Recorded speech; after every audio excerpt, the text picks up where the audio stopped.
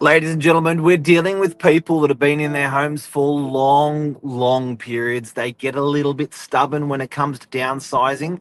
What are the solutions? How do people do it? We're going to talk about downsizing today. Stay tuned.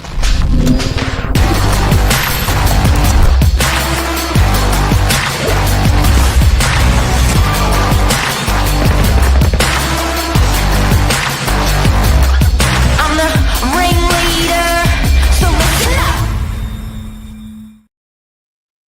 I've been here for 43 years. You're only going to take me out of here in a box. Dr. Downsizer. Yes, Mr. Wapshot, how are ya? Good, good. How are you? Yeah, good. What do you reckon about this? You're a bit of an expert when it comes to people downsizing. What are the problems with what are the problems that people have with downsizing? How does the conversation go? Well, generally, it's obviously quite a big change. Like you said, a lot of these people, previous generations, they've sort of staked the ground and stayed where they are for most of the time. A lot of the people I've been speaking to, 20 plus years, 35 years. I've got one customer in particular. So it is a big change. And like anything, it can be quite daunting, the unknowns, the whole strata talk. But I think it ends up being a process once you get to the other side that it all of a sudden goes click and it's, oh my God, thank God we did that. So, I mean, there's a few things to unbox, but yeah, quite daunting at first on the initial conversation with a lot of the downsizers. But yeah, we generally take a slow step-by-step process. Generally, then the kids get involved in the conversation. Yeah, quite a big process because it's quite a big change. You can appreciate that. So they reluctantly come and see you because they have to get out of their house. They've been in the house a long time. What's the first question they ask? First question they ask is it'd be on more like sizing what's available. Size, I'd say, is a big one because they've come from this, generally, you got some sort of views or big backyard, or I've got this big TV area. So I'd probably think size is a big one. Generally they want to get an idea of, oh Josh, I'm so used to this, I'm so used to this. So yeah, definitely size, layout, which is an important one. So finding a good layout, a good amount of light in the property, because when they've been living in the traditional block house, they've got pretty much sunshine coming from left, right, front, and center, because obviously you've got your setbacks from streets and your neighboring properties. Whereas heading into a unit, you're going to have some common walls. Generally, one side of the unit is what's going to be capturing all the light. So yeah, a lot of conversations around that. But yeah, size being the biggest thing, obviously coming from a big, generally a 4 or 5 bedroom home to generally a 2-3 bedroom apartment. And then number two question. Number two question, strata. Strata's always up there. It's Definitely. right up there with older people, isn't it? With downsizers, they love us. It's huge. Yeah, and I look, I do get it there as well. Obviously, a lot of them moving forward, you just got your super or whatever's left. You're not working anymore, so it is something that you per se budget for, because that kit is as big as it is now. Obviously, they've sold their big assets or assets to get into the units, and leave themselves a little bit of a kitty to live on. So yeah, generally the strata is a big thing, so they can account for the future years and how much is that going to take a play on their funds that they're holding. Now, Michael Berger from the office was shaking his head yesterday when we had this topic as a team. We're having a chat about it because we're doing a lot of downsizer work at the moment. And he's like, why would you even care if the strata levies are double? And I was like, what do you mean by that? He goes, say the strata levies are $1,500 more than they should be per quarter. He said, amortize, you put that over 5 years or 10 years. Like, who cares? Do you know what I mean? So, but there's this, it's almost been imprinted into these clients' heads that they want to save money, they got to save money, they got to watch the dollar. But it's like, hang on a sec, you're going to put 500 grand in your pocket.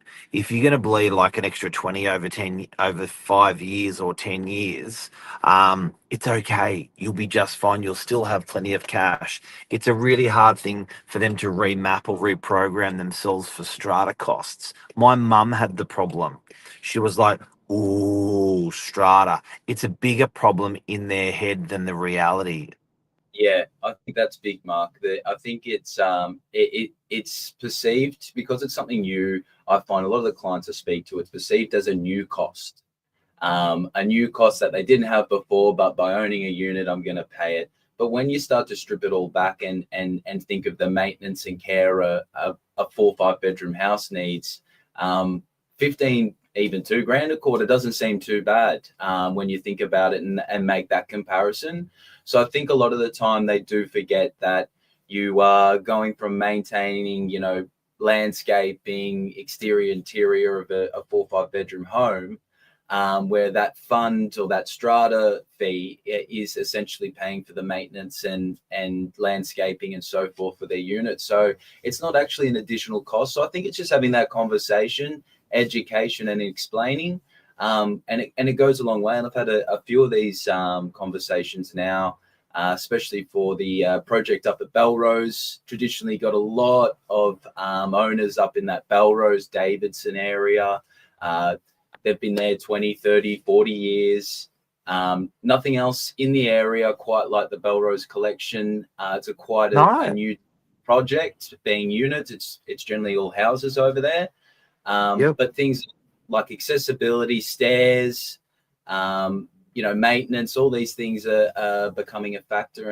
And as I sit down from the first, we go and sit in a cafe for an hour and a half, go through all the floor plans, your aspects, what's going to be in the complex, step by step, that process, they become more and more comfortable with it. And obviously, it's a big unknown. What do you buy when I haven't sold? So having that whole process of giving them a value on their place, getting an understanding of where that's going to be, finding a unit that's going to meet their needs within their budgets, and sort of bringing it all together. So bringing that campaign in time with the finishing of the project so that they essentially sell seamlessly and move straight into their new apartment, right next to shops, medical options, all Stairs these is a big one, isn't it? yeah, huge Stairs, transport as well. it's stairs and transport, because what I've noticed is often one of the downsizers has had a medical condition or sometimes a fall or something. And the nice thing about the downsizing is generally you're eliminating any stairs. So it's easy to get in, it's easy to get out. There's not even one stair the whole way through. Very, very efficient.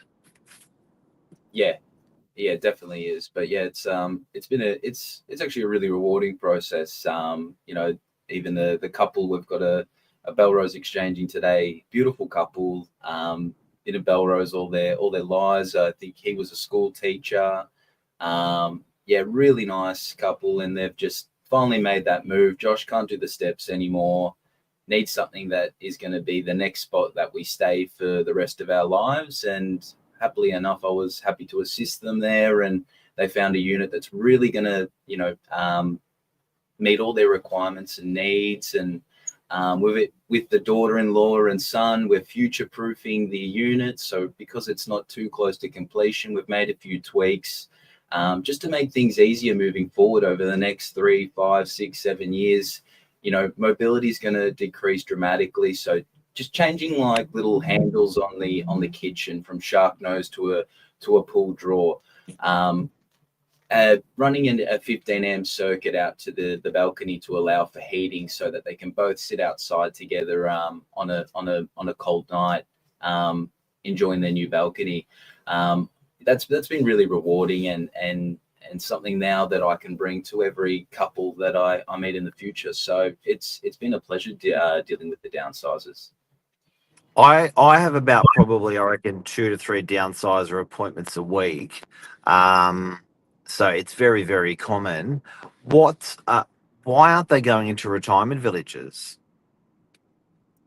Oh, can you blame them in the way? I mean, it's always had that. I mean, I think retirement villages work for some people, maybe don't work for others, and I think it's that whole idea of maybe taking away independence, or being able to operate on your own. I think that's the whole idea behind a village, so to speak.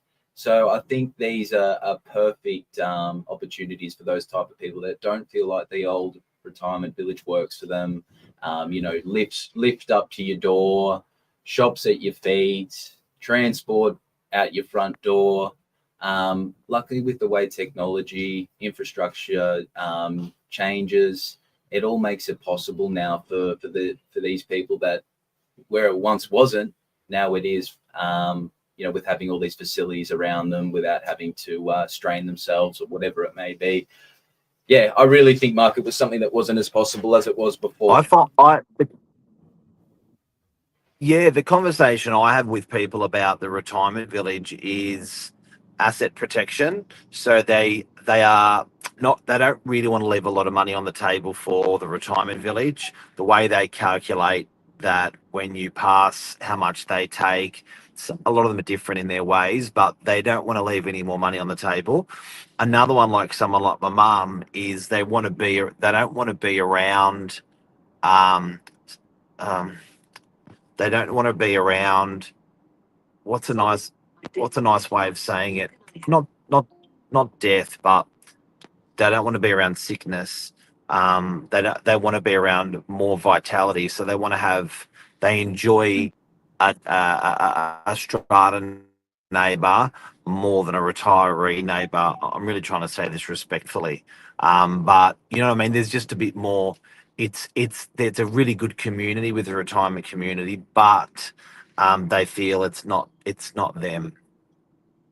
Yeah, yeah. There's definitely those two sets of people, and you probably feel like you know nothing's changed. You're still your young self, just in a brand spanking new apartment. Yeah, no, I think it's Yeah. really rewarding experience, but yeah, something quite important moving forward. And some of these guys that we're moving, particularly into Belrose collection, 93, 95, and then some of them are in their 90s, and I'm like, dude, you should be going to a retirement village. He's like, no.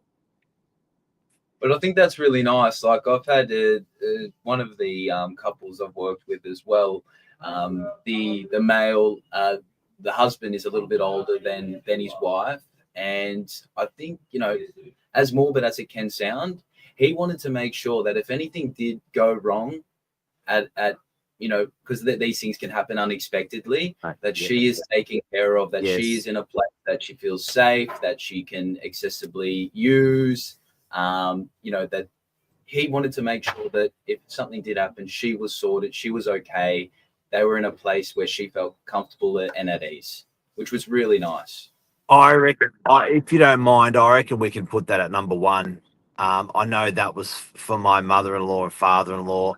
I know that was a really, really big thing, and I hear that all the time that they want to make sure the other partner's not doing that move by themselves. Yeah, that's a huge one. Huge one. Yeah, exactly. Yeah, definitely. Well, there you go, guys. Downsizing, it's real. There's some of the things that we see in the downsizing world. And, it doesn't have to be sad. It can be exciting. Going new place, new furniture, new environment challenges the brain. And that's, there you go, downsizing. Thank you, Mr. Wapshot. No worries. Quickly, guys, just wanted to say if you're in this position, some people can sort of jam it down, or other agents can jam it down people's throats, so to speak, or rush. I'm happy to take the sort of time to educate you through the process. I know it's a big move, so if you're looking for someone to make that steps or start to educate yourself, Novak's the place for it. More than happy to help. So feel free to reach out. Boom. Have a great day. See you guys. There.